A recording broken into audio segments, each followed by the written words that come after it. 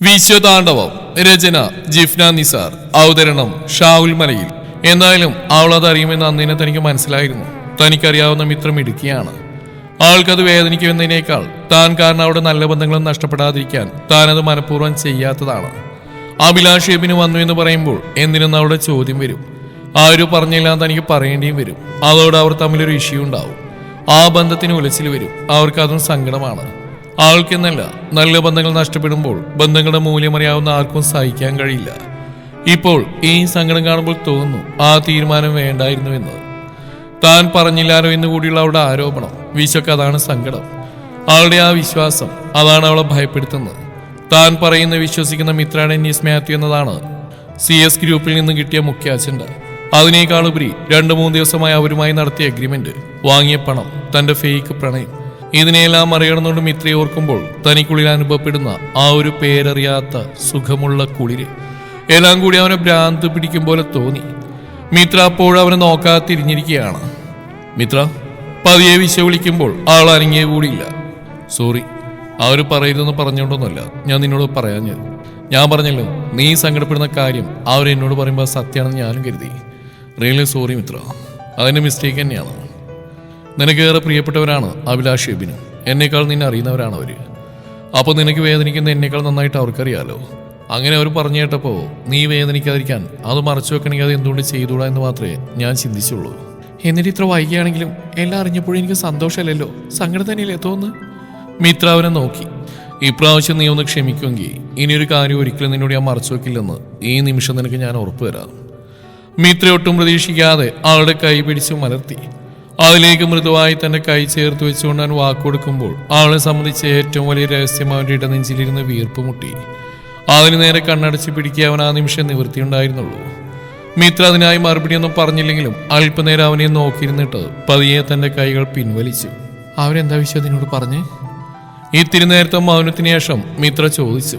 അങ്ങനെ കാര്യമായിട്ടൊന്നും അവരെന്നോട് ചോദിച്ചില്ല. ടീന പറഞ്ഞു കൊടുത്ത എന്തൊക്കെ അറിവുകളാണ് അവർക്കുള്ളത്, അത് വെച്ചിട്ടൊരു സംസാരം, അത്രയും ഉണ്ടായിട്ടുള്ളൂ. ആ കാര്യത്തിനെ പരമാവധി നിസ്സാരവൽക്കരിക്കാനാണ് വിശ്വയും ശ്രമിച്ചത്. അഭിക്കും തെറ്റായ ഇൻഫർമേഷൻ കൊടുത്താലാണ് ടീന തന്നെയാണ്.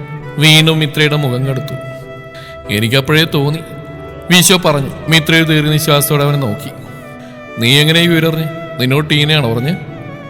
തന്നോട് മിത്രയോട് പറയരുതെന്ന് ആവശ്യപ്പെട്ടിട്ടും അവരിതെന്തൊരു പണിയാണ് കാണിച്ചെന്നുള്ള നീരസത്തോടെയാണ് വിശ്വാസം മിത്രയോട് ചോദിച്ചത്. നമ്മളറിയേണ്ട കാര്യങ്ങൾ എത്രയൊക്കെ താഴിട്ട് പൂട്ടി വെച്ചാലും അതറിയുന്ന ഉറപ്പല്ലേ വിശ്വ? ദൈവം അതിനുള്ളൊരു അവസരം നമുക്ക് തന്നെ നൽകും.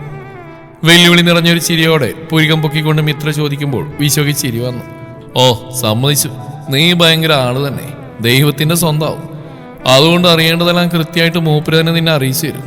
നമ്മൾ പാവം, അങ്ങനെ ഡയറക്റ്റ് അറിയിച്ചു തരാൻ ദൈവത്തിന് അത്രയും വലിയ പിടിയൊന്നുമില്ല. അതുകൊണ്ട് മേഡം പറഞ്ഞു തന്നുള്ളൂ ആരാണ് ഈ തങ്ങളെ അറിയിച്ചെന്ന്. വിശ്വ അതേ കുറുമ്പോടെ തന്നെ അവളോട് ആവശ്യപ്പെട്ടു. എന്നോട് അങ്ങനെ ഡയറക്റ്റായിട്ട് പറഞ്ഞോന്നല്ല, ടീന നിന്റെ പിന്നെയും കാര്യം പറഞ്ഞു തുടങ്ങി. അങ്ങനെ അവസാനം എന്തൊക്കെയോ പറയുന്ന കൂട്ടത്തിൽ ഇതറിയാതെ പുറത്തിയാടിയതാ. മിത്ര പറഞ്ഞു. ചെറുതായിട്ട് എന്തോ ഒരു കാര്യം സൂചന കിട്ടി. താൻ അതിൽ പിടിച്ചു കയറി അവളെ കൊണ്ട് മുഴുവൻ പറയിപ്പിച്ചു. അതല്ലേ സത്യം? ആ, അതിനെയാ സത്യം. ഫ്രണ്ട്സ് ആണെങ്കിലും കസിൻസ് ആണെങ്കിലും കൂട്ടുകാർക്കിടയിൽ രഹസ്യങ്ങളൊന്നും പാടില്ല. അതും എന്നെ സംബന്ധിക്കുന്ന ഒരു കാര്യത്തെക്കുറിച്ച് അവരെങ്ങനെ മറച്ചു പിടിക്കുമ്പോൾ അത് പറയിപ്പിക്കേണ്ട ഉത്തരവാദിത്തം എനിക്ക് തന്നെയല്ലേ. ഞാൻ നല്ല ഭംഗിയായിട്ട് ചെയ്തിട്ടുണ്ട്. മിത്ര ചൊടിയോടെ പറയുമ്പോൾ വിശ്വ തലകുലുക്കി സമ്മതിച്ചു. സത്യത്തിൽ എന്താണ് മിത്ര അവരുടെ പ്രശ്നം? എന്തിനാ അവർ നമ്മുടെ കാര്യത്തിൽ ഇത്രയും ടെൻഷനാവുന്നത്? ഒരു പരിചയമില്ലാത്ത എന്നെ വന്ന് കണ്ടത്? ഉത്തരം വളരെ വ്യക്തമായിട്ട് അറിയാവുന്ന ആ ചോദ്യം വിശ്വമിത്രയോട് ചോദിക്കുമ്പോൾ അവനുള്ളിൽ വീണ്ടും കുറ്റബോധം നിറയുന്നുണ്ടായിരുന്നു. എനിക്കറിയില്ല. നിർജീവമായ മിത്രയുടെ മറുപടി. അവൻ അവളെ നിന്ന് സൂക്ഷിച്ചു നോക്കി. സത്യമാണ് വിശ്വ, എന്താണ് അവരുടെ പ്രശ്നം സത്യമായിട്ട് എനിക്കറിയില്ല. ഞാൻ നിന്നോട് വെറുതെ പറഞ്ഞല്ലത്. അവന്റെ നോട്ടം കണ്ടതും അതിനുള്ളിൽ അർത്ഥം ഗ്രഹിച്ച പോലെ മിത്ര പറയുമ്പോൾ വിശ്വ പിന്നെ എന്തു പറയണമെന്നറിയാതെ ഇരുന്നു. വേറെന്തെങ്കിലും നിന്നോട് പറഞ്ഞോ? അത് ചോദിക്കുമ്പോൾ മിത്രയുടെ മുഖം ചുളിഞ്ഞിരുന്നു. പറഞ്ഞു. ആളൊന്ന് ശ്വാസം എടുത്തുകൊണ്ട് മുഖം കുനിച്ചിരുന്നു. എനിക്കറിയില്ല വിശ്വ, ഇനി അവരെന്ത് പറഞ്ഞിട്ടാണ് ഇതൊന്നും മനസ്സിലാക്കി എടുക്കേണ്ടതെന്ന്. ഞങ്ങളുടെ ഫാമിലി ഫ്രണ്ടാണ്, കൂട്ടുകാരേക്കാൾ കുടുംബം പോലെ എന്നൊക്കെ പറയേണ്ടി വരും. എബിൻ ജെനുവിനാ, മിടുക്കനാ. അവനെന്നോട് സ്നേഹമാണെന്നും എന്നെ ലൈഫ് പാർട്ണറാക്കാൻ താല്പര്യമുണ്ടെന്ന് അവർക്കറിയാം. പക്ഷെ അവനെനിക്ക് അവനെ കാണാൻ കഴിയില്ലെന്ന് ഞാൻ പറയുന്നവർക്ക് അറിയാൻ കഴിയുന്നില്ല. അവനെപ്പോലെ തന്നെ ഒരു വ്യക്തിയാണ് ഞാനെന്ന് അവർക്കറിയില്ലേ. എനിക്ക് എൻ്റെതായിട്ടുള്ള ഇഷ്ടങ്ങളും ആഗ്രഹങ്ങളും ഇല്ലേ. ഞാനത് എത്ര പറഞ്ഞിട്ടും എങ്ങനെ പറഞ്ഞിട്ടും അവർക്കത് മനസ്സിലാവുന്നില്ല. മിത്ര നിസ്സായതോടെ അവനെ നോക്കി. വിശ്വക്കൊന്നും പറയാനില്ലാത്ത പോലെ അവനൊന്നും മിണ്ടാതിരുന്നു. എനിക്ക് അവനോട് ഇഷ്ടം തന്നെയാണ്. പക്ഷെ എനിക്കുള്ള ഇഷ്ടം അവൻ എന്നുള്ള ഇഷ്ടം തമ്മിൽ നല്ല വ്യത്യാസമുണ്ട്. അസ്വസ്ഥതയോടെ മിത്ര പറഞ്ഞു തുടങ്ങുമ്പോൾ ക്ഷമയോടെ അവളെ കേട്ടിരുന്നു. എബിനുള്ള ഇഷ്ടത്തിന്റെ റൂട്ട് മാറിപ്പോകുന്നുണ്ടെന്ന് മനസ്സിലായ നിമിഷം തന്നെ അവനോട് ഞാൻ പറഞ്ഞ എനിക്ക് ഒരിക്കലും അവൻ അങ്ങനെ കാണാൻ കഴിയില്ലെന്ന്. പക്ഷെ അവൻ കുറച്ചാരം കഴിയുമ്പോൾ ഇപ്പോൾ ഈ മൈൻഡ് മാറുന്നു, എന്തെങ്കിലും അവനോട് തിരിച്ചു എനിക്ക് ഇഷ്ടമുണ്ടാവുമെന്ന് കരുതി കാത്തിരിക്കുന്നുണ്ടെന്ന് കരുതി എനിക്കില്ലാത്ത ഇഷ്ടം ഞാൻ എങ്ങനെ അവനോട് പ്രകടിപ്പിക്കാനാ? അതിന് കഴിയില്ലല്ലോ. മിത്രയ്ക്ക് ദേഷ്യം വരുന്നുണ്ടെന്ന് വിശ്വക്ക് മനസ്സിലായി. ഇഷ്ടമില്ലാത്ത ഒരാളുടെ നോട്ടം പോലും നമുക്ക് അസ്വസ്ഥയാണ് നൽകുക. അല്ലാതെ നോക്കി നോക്കി ഇഷ്ടപ്പെടാനൊന്നും എനിക്ക് കഴിഞ്ഞിട്ടില്ല ഇതുവരെയും. അങ്ങനെയുള്ളവരുണ്ടായിരിക്കാം, കണ്ണുകൊണ്ട് ഹൃദയത്തിലേക്ക് വഴിവെട്ടുന്നവര്. പക്ഷെ എൻ്റെ കാര്യത്തിൽ അത് നടക്കുമെന്ന് തോന്നുന്നില്ല വിശ്വ. അതുകൊണ്ട് തന്നെ എൻ്റെ മനസ്സിലെന്താണെന്ന് പല പ്രാവശ്യം ഞാൻ അവരോട് എല്ലാവരോടായിട്ട് ഇതിനോട് പല രീതിയിൽ വ്യക്തമായിട്ട് പറഞ്ഞു. ആർക്കത് മനസ്സിലായില്ല. പിന്നെയും എന്തെങ്കിലും തമ്മിലുണ്ടാകുന്ന ഇഷ്ടത്തിൻ്റെ പേരും പറഞ്ഞിട്ട് എന്നെ ഇറിറ്റേറ്റ് ചെയ്യുന്ന പോലെയാണ്. പക്ഷെ എൻ്റെ ലൈഫിൽ ഏറ്റവും ഇമ്പോർട്ടൻ്റ് ആയ ഒരു കാര്യം തിരഞ്ഞെടുക്കേണ്ടത് തീർച്ചയായിട്ടും എൻ്റെ ചോയ്സാണ്. അവിടെ മുൻഗണന കൊടുക്കേണ്ടത് എൻ്റെ ഇഷ്ടങ്ങളും താല്പര്യങ്ങളാണ്. അതിനൊന്നും പെർഫെക്റ്റ് അല്ലാത്ത ഒരാൾ എൻ്റെ ലൈഫിലേക്ക് വലിച്ചു ചേർത്തിട്ട് ലൈഫ് ലോങ് ഞാൻ അനുഭവിക്കേണ്ടി വരുന്ന പ്രശ്നങ്ങളെക്കുറിച്ച് എനിക്ക് അവർ ഡിസ്കസ് ചെയ്യാൻ പറ്റുമോ? ഇപ്പോൾ പോലും എന്നെ ഒട്ടും മനസ്സിലാക്കാൻ കഴിയാത്ത അവർക്ക് അന്നും എൻ്റെ പ്രശ്നങ്ങൾ മനസ്സിലായില്ലല്ലോ. എല്ലാം അറിഞ്ഞിട്ട് ഞാൻ പിന്നെ ഒരു വിഡ്ഢിത്തം ചെയ്യാനാണോ ഇവരെന്നെ നിർബന്ധിക്കുന്നത്? അതിനുവേണ്ടി ഞാൻ റിസ്ക് എടുക്കണോ? സീനിലേക്ക് ചാരിയിരുന്നു കൊണ്ട് അവൾ നെറ്റി ഒഴിഞ്ഞു. ഇപ്പോൾ എബിനായിട്ട് എന്നെ കൂട്ടിച്ചേർക്കാൻ നിർബന്ധിക്കുന്നവരെല്ലാം നാളെ അവരുടെ ലൈഫിൽ എൻഗേജ് ആയിരിക്കും. അപ്പോൾ എനിക്ക് എൻ്റെ ലൈഫിലെ പ്രശ്നങ്ങൾ അവരോട് ചെന്ന് പറയാൻ കഴിയുമോ? പറഞ്ഞാൽ തന്നെ അവർക്കത് മനസ്സിലാവുമോ? അഡ്ജസ്റ്റ് ചെയ്യുക, ലൈഫ് ഇങ്ങനെയാണെന്നൊക്കെ പറഞ്ഞിട്ട് അവരത് ഒതുക്കി തീർക്കാനല്ലേ ശ്രമിക്കുക? മിത്ര വിഷയം നോക്കി എബിനുമായി തന്നെ ചേർത്ത് പറയുന്നു. അവളെ എത്രമാത്രം അസ്വസ്ഥപ്പെടുത്തുന്നുണ്ടെന്ന് അവളുടെ ഓരോ വാക്കുകളും മുഖത്ത് കാണുന്ന ദേഷ്യവും സങ്കടം നിറഞ്ഞ ഭാവവുമെല്ലാം വിശ്വക്ക് മനസ്സിലാവുന്നുണ്ട്. അവരെല്ലാം പറയുന്ന പോലെ എബിന് നിന്നോടുള്ള ഇഷ്ടം വളരെ ആത്മാർത്ഥമായിട്ടാണ് കേട്ടോ. അവനിക്ക് നന്നായിട്ട് മനസ്സിലായതുവാ. അവൻ അത്രയും സ്നേഹത്തോടെയാണ് മിത്ര നിന്നെക്കുറിച്ച് പറഞ്ഞു നോക്കി. താൻ പറയുന്ന മിത്രയ്ക്ക് ഇഷ്ടാവില്ലെന്ന് ഉറപ്പോടെ തന്നെയാണ് വിശ്വ അത് പറഞ്ഞ്. പക്ഷെ പറയാതിരിക്കാൻ അവന് കഴിഞ്ഞില്ല. കാരണം തനിക്ക് മുന്നിൽ വന്നിരുന്ന മിത്രയ്ക്ക് വേണ്ടി സംസാരിച്ചവന്റെ കണ്ണിൽ ആൾ നഷ്ടപ്പെടുമോ എന്നുള്ള ഭയവും ആളോടുള്ള അവന്റെ ഇഷ്ടവുമെല്ലാം തിളങ്ങി നിൽക്കുന്നതിന് അവനും സാക്ഷിയായിരുന്നു. എനിക്കറിയാം മിത്ര അസ്വസ്ഥയോടെ തലകുടഞ്ഞു. താനിങ്ങനെ ടെൻഷനാവില്ല മിത്ര, സമാധാനമായിട്ടിരിക്കുക. എല്ലാത്തിനും ഒരു അവസാനം ഉണ്ടാവുമല്ലോ. വിശ്വയുടെ കയ്യിൽ അമർത്തി പിടിച്ചുകൊണ്ട് പറഞ്ഞു. എനിക്ക് ദേഷ്യവും സങ്കടവും ഒരുപോലെയാണ് വിശ്വ തോന്നുന്നത്. മിത്ര അവളുടെ അവസ്ഥ തുറന്നു പറഞ്ഞു. ഈ ഇഷ്ടത്തിന്റെ പേരും പറഞ്ഞുകൊണ്ട് അബിയും ടീനയും പിന്നെ കസിൻസിൽ ബാക്കിയുള്ളവരെല്ലാം എന്നോട് അകൽച്ച കാണിച്ചാൽ അതെനിക്ക് ഒരിക്കലും സഹിക്കാൻ കഴിയില്ല. കാരണം എനിക്ക് ഒരുപാട് പ്രിയപ്പെട്ടവരാണ് അവർ. അവർക്ക് ഞാൻ എങ്ങനെയാണെന്നാലും എനിക്ക് അവർ പ്രിയപ്പെട്ടവരാ. മിത്രയുടെ മുഖത്ത് നിസ്സഹായത നിറഞ്ഞ് വിശ്വക്ക് അവളോട് സഹതാപം തോന്നി. ആളിപ്പോൾ ഉപേക്ഷിച്ച് മടങ്ങാൻ ശ്രമിക്കുന്നത് ആളെ ഒരുപാട് സ്നേഹിക്കുന്ന പരിഗണിക്കുന്ന ഒരാളെയാണെന്ന് അവന് തോന്നി. പക്ഷെ അവൾ പറഞ്ഞ പോലെ കഷ്ടപ്പെട്ടുകൊണ്ട് ഉണ്ടാക്കിയെടുക്കേണ്ട ഒന്നല്ലല്ലോ ഇഷ്ടമെന്നുള്ളത്. അതും ഒരു ജീവിതം മുഴുവൻ ഒപ്പമുണ്ടാവേണ്ട ഒരാളിലേക്ക് തിരിഞ്ഞു നോക്കുമ്പോൾ അത് പൂർണ്ണ മനസ്സോടെ തന്നെ വേണമല്ലോ. അവന്റെ പേരിൽ അവൾക്ക് എന്നോട് അകൽച്ച കാണിക്കാതിരിക്കാൻ വേണ്ടിയിട്ടാണ് എബിനോടുള്ള ഇഷ്ടത്തിന് എനിക്ക് താല്പര്യമില്ല തുടക്കി തന്നെ ഞാൻ അവരോട് വ്യക്തമായിട്ട് പറഞ്ഞു. പക്ഷെ അപ്പോഴും അവർക്കാർക്കും എന്നെ മനസ്സിലായില്ല. അവർ എബിയുടെ ഇഷ്ടം മാത്രമേ കണ്ടത്. അത് സ്വീകരിക്കാനുള്ള എൻ്റെ ഇഷ്ടക്കേട്. അതിനുവേണ്ടി അവർ ഫോഴ്സ് ചെയ്യുമ്പോൾ സംസാരിക്കാൻ ശ്രമിക്കുമ്പോൾ എൻ്റെ മാനസികാവസ്ഥ അവർക്ക് ഇപ്പോഴും ഇതൊന്നും മനസ്സിലായിട്ടില്ല. മിത്രയുടെ മുഖത്ത് സങ്കടം നിറയുമ്പോൾ നിരാശ വന്ന് മൂടുമ്പോൾ തന്നെ മനസ്സും മ്ലാനമാവുന്ന വിശ്വ അറിയുന്നുണ്ടായിരുന്നു. വേറൊരു കാര്യം എന്താണെന്നറിയോ? എബിൻ്റെ കാര്യത്തിൽ ഞങ്ങളിപ്പോൾ സംസാരിച്ചു തുടങ്ങിയാലും ടീന നിന്റെ കാര്യത്തിൽ അവസാനിപ്പിക്കുക, അതുമല്ലാതെ ദേഷ്യത്തോടെ. അത് എന്തുകൊണ്ടാണെന്ന് എനിക്കറിയില്ല. ഒരുപക്ഷെ എബിൻ്റെ ഇഷ്ടം സ്വീകരിക്കാൻ ഞാൻ നിന്നോട് പുതിയൊരു ഇഷ്ടം ഉണ്ടാവുമെന്നായിരിക്കും അവളുടെ ഭയം. അതുതന്നെയായിരിക്കും അവൾക്ക് നിന്നോട് ഇഷ്ടക്കേടായിട്ട് തോന്നുന്നു. അതിൻ്റെ ഒരു നിഗമന സത്യമാണോ എന്നറിയില്ല. മിത്ര വിഷയം നോക്കി. ഈ പറഞ്ഞതിന് സാധ്യതയുണ്ടെന്ന് എനിക്കും ഇപ്പൊ തോന്നുന്നു. എബിനുള്ള ഇഷ്ടം കൂടുതലാണ് എന്നുള്ള ഇഷ്ടക്കുറവായിട്ട് രൂപമാറ്റം സംഭവിച്ചിട്ടുള്ളത്. നീയായിട്ടുള്ള ഈ സൗഹൃദം അതൊരു വേറെ റിലേഷൻഷിപ്പിലേക്ക് രൂപമാറ്റം ചെയ്യപ്പെടുമെന്ന് അവർക്കെല്ലാം നല്ല ഭയം ഉണ്ടാവും. അതുകൊണ്ടായിരിക്കാം ഇത്രയും ധൃതിപ്പെട്ട് അവരെന്നെ കാണാമെന്നോ നീയായിട്ടുള്ള ബന്ധത്തെക്കുറിച്ച് അവരോട് അത്രയും ആഴത്തിൽ സംസാരിക്കാൻ ശ്രമിച്ചു. അതുകൊണ്ട് മേഡത്തിന് ഈ നിഗമനം ശരിയാണെന്ന് തന്നെയാണ് എനിക്ക് തോന്നുന്നത്. അല്ലാതെ എന്നോട് ദേഷ്യം തോന്നുന്ന ടീനയോട് ഞാനൊന്നും ചെയ്തിട്ടില്ലല്ലോ. ചിരിയോടെ വിശ്വ പറഞ്ഞു. മിത്ര തലയാട്ടി സമ്മതിച്ചു. ഞാനവിടെ സൗഹൃദ വലയത്തിൽ നിന്നും കുറെ നാൾ വിട്ടുനിന്നിരുന്നു. പുറത്തായിരുന്നു ഞാൻ പഠിച്ചില്ല. ഇനി അതുകൊണ്ടായിരിക്കും എബിനോടുള്ള അത്ര ഇഷ്ടം അവർക്ക് എന്നോട് തോന്നാത്തത്, അല്ലേ വിശ്വ? അതൊരു ചോദ്യമല്ല, മിത്രയുടെ സങ്കടമാണെന്നാണ് വിശ്വക്ക് തോന്നിയത്. ഏയ് അതൊന്നും ആവില്ലടാ. ഒട്ടും ആത്മാർത്ഥയില്ലാതെ അവനൊന്ന് അവളെ വെറുതെ ആശ്വസിപ്പിക്കാൻ ശ്രമിക്കുമ്പോൾ തെളിച്ചമില്ലാത്തൊരു ചിരിയുണ്ട് മിത്രയുടെ മുഖത്ത്. അവൻ്റെ ഇഷ്ടം മാത്രം അവർ കാണുന്നത്. അവനെപ്പോലെ തന്നെ അവരുടെ സുഹൃത്തും കസിനൊക്കെയല്ലേ ഞാനും. അവൻ്റെ ഇഷ്ടം കാണുന്നവർ എൻ്റെ ഇഷ്ടക്കേട് കൂടി കാണേണ്ടതല്ലേ? അവനോട് തോന്നുന്ന അതേ സ്നേഹം എന്നോട് തോന്നേണ്ടതല്ലേ? ഇതിപ്പോൾ രണ്ടുപേർക്കും രണ്ട് നിയമെന്ന പോലെയാ. നിരാശ നിറഞ്ഞേൽക്കുന്ന മിത്രയുടെ മുഖത്തേക്ക് നോക്കുമ്പോൾ വിശ്വക്ക് വല്ലാതെ നോവുന്നുണ്ട്. താൻ കാരണമാണ് അവൾക്ക് ഈ സങ്കടം എന്ന് തോന്നുമ്പോൾ അവനൊരു മുള്ളുകാട്ടിൽ വീണ പോലെ നീറിപ്പുകഞ്ഞു. നിന്നോട് ഇഷ്ടമില്ലായിട്ടായിരിക്കില്ല മിത്ര, പകരം നിന്നോട് അവർ ഒരുപാട് ഇഷ്ടമുള്ളതുകൊണ്ടായിരിക്കാം. അങ്ങനെ കരുതാലോ. എബിന് നിന്നുള്ള ഇഷ്ടത്തിന്റെ ആത്മാർത്ഥത തിരിച്ചറിഞ്ഞ് അവന്റെ കൂടെ നീ സേഫ് ആയിട്ടിരിക്കാൻ വേണ്ടിയിട്ടായിരിക്കാം അവരിങ്ങനെ ഒരു കാര്യത്തിൽ നിർബന്ധിക്കുന്നെങ്കിലോ. അവർക്കിടയിൽ താൻ കാരണം ഒരു അകൽച്ച വരുന്നത് തന്നെയാണ് അപ്പോഴും വിശ്വ ആത്മാർത്ഥമായിട്ട് ആഗ്രഹിക്കുന്നു. മിത്രക്ക് അവർ എത്രമാത്രം പ്രിയപ്പെട്ടതാണെന്നോ ഇതിനോടകം അവരും മനസ്സിലാക്കി കഴിഞ്ഞിരുന്നു.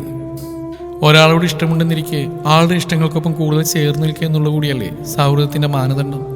അങ്ങനെ നോക്കുമ്പോൾ ഇവർ എബിയുടെ മാത്രം സൗഹൃദമല്ലേ വിശ്വ? എന്നെ ഒരു സൗഹൃദവലത്തിലേക്ക് കൂട്ടിയിട്ടില്ലെന്നല്ലേ ഇതിനർത്ഥം? വിശ്വ പറഞ്ഞുപോയ വാക്കുകൾക്കൊന്നിനും അവിടെ പ്രസക്തി ഇല്ലാത്ത പോലെ മിത്ര വീണ്ടും പറഞ്ഞു.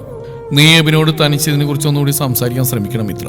നിനക്ക് താല്പര്യമില്ല, കാത്തിരിക്കുന്നതുകൊണ്ട് കാര്യമില്ലെന്ന് അവന് തീർത്തും ബോധ്യമാകുന്ന പോലെ തന്നെ ക്ലിയറായി പറഞ്ഞു തീർക്കാൻ നോക്ക്. വെറുതെ ഈ പ്രഷറും സഹിച്ച് നീ അത് പറഞ്ഞു തീരുമ്പോൾ തന്റെ മനസ്സിലല്പം സ്വാർത്ഥ ചിന്താഗതി ഉണ്ടോ എന്ന് കൂടി വിശ്വ ഒന്ന് ആലോചിച്ചു. മിത്രക്ക് അവനെ ഒരിക്കലും ലൈഫിലേക്ക് ആക്സെപ്റ്റ് ചെയ്യാൻ കഴിയില്ലെന്ന് കേൾക്കുമ്പോൾ തനിക്ക് എന്ത് സന്തോഷമാണ്. ആളുടെ നോവ് കാണുമ്പോൾ തനിക്കും സങ്കടം തന്നെയാണ്. എന്നാൽ എബിനെ അങ്ങനെ കാണാൻ കഴിയില്ലെന്ന് ആളായിട്ട് തന്നെ പറഞ്ഞു കേൾക്കാൻ കഴിഞ്ഞുകൊണ്ടാവും വല്ലാത്തൊരു സന്തോഷം. അത് ഞാനും കരുതിയിട്ടുണ്ട്. ഇനി ഇതിന്റെ വലിയ ടെൻഷൻ സഹിക്കാൻ എനിക്ക് വയ്യ. അതുമല്ല, പെട്ടെന്നൊരു ഫാമിലി ലൈഫൊന്നും ഞാനിപ്പോൾ ആഗ്രഹിക്കുന്നില്ല. അത് കേട്ടപ്പോഴും ആശ്വാസം തോന്നുന്ന തന്നെ ഭ്രാന്തൻ മനസ്സിനോട് വിശ്വ മൗനമായി കരഹിച്ചു. തൽക്കാലം എല്ലാം മറന്നേക്ക്, ഓർക്കാൻ സന്തോഷമുള്ള എന്തെങ്കിലും ചെയ്യുന്നീ. സീറ്റിലേക്ക് ചാരിക്കിടക്കുന്ന മിത്രയെ നോക്കി വിശ്വ പറയുമ്പോൾ അവൾ അതിന് ഉത്തരമൊന്നും പറഞ്ഞില്ല. തിരിച്ചു പോയാലോ, ഇനി നേരം പോയി, നിന്റെ കഥ കേട്ടിരുന്നുണ്ട്. വിശ്വ അത് പറഞ്ഞപ്പോഴാണ് മിത്ര അതിനെക്കുറിച്ച് ചിന്തിച്ചു തന്നെ. നേരാണ്, പകൽ വെളിച്ചം പാടെ മാഞ്ഞിരിക്കുന്നു. എങ്ങും ലൈറ്റ് പ്രകാശിച്ചു തുടങ്ങി. പോവാമെന്ന് മിത്ര പറഞ്ഞു കേട്ടതും വിശ്വ കാർ സ്റ്റാർട്ട് ചെയ്തു. ആ വീട്ടിൽ ഒറ്റയ്ക്ക് നിൽക്കാൻ ഭയമുണ്ടോ?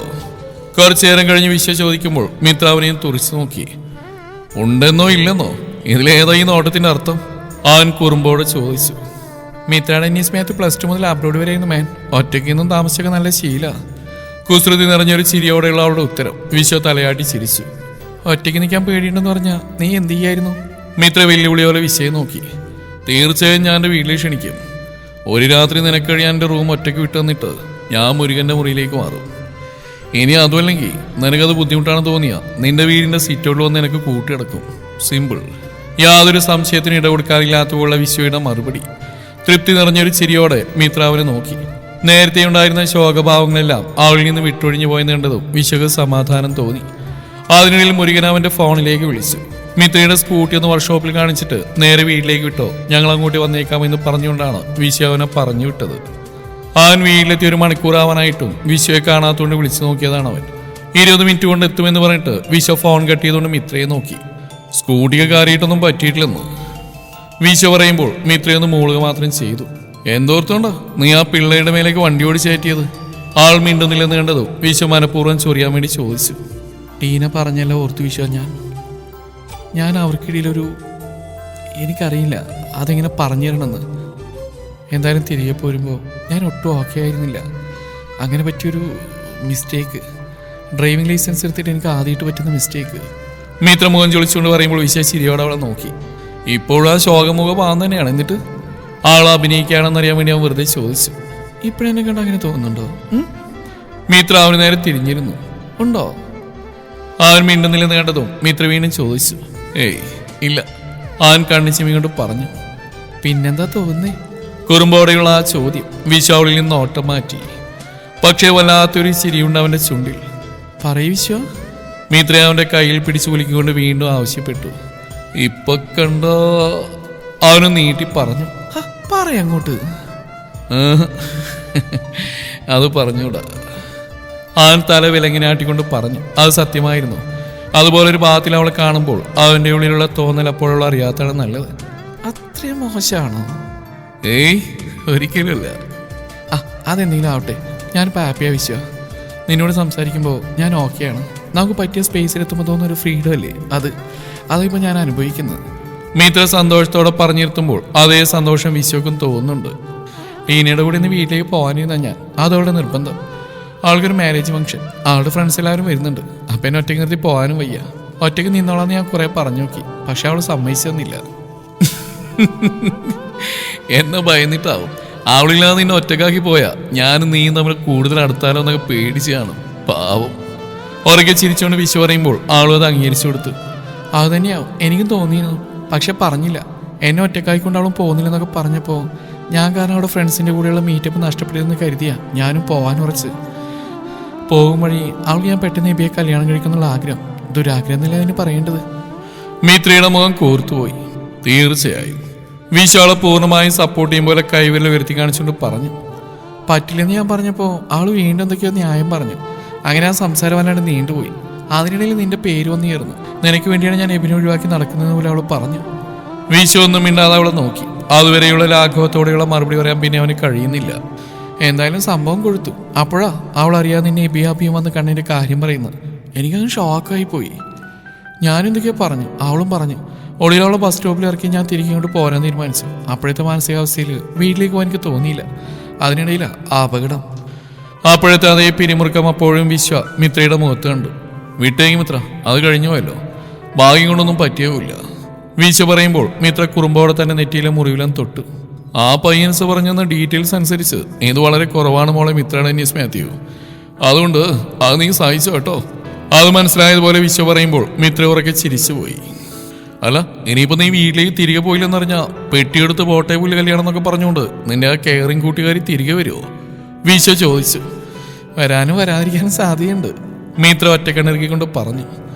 അല്ല, ഇനിയിപ്പോ അവരൊക്കെ ഭയക്കുന്ന പോലെ ഈ ഫ്രണ്ട്ഷിപ്പിനപ്പുറം ഒരു ഇഷ്ടത്തിലേക്ക് വഴിമാറി പോകും മിത്ര നമ്മള്. നിനക്ക് എന്തു തോന്നുന്നു? അതൊരു ചോദ്യമായിരുന്നു, മിത്രയെ പെട്ടിലാക്കുന്ന ചോദ്യം. ഉത്തരം കേൾക്കാൻ വിശ്വ നെഞ്ചിരിപ്പോടെ കാത്തിരുന്ന ചോദ്യം. തുടരും ഈ കഥയുടെ ബാക്കി ഭാഗം നാളെ ഇതേ സമയം.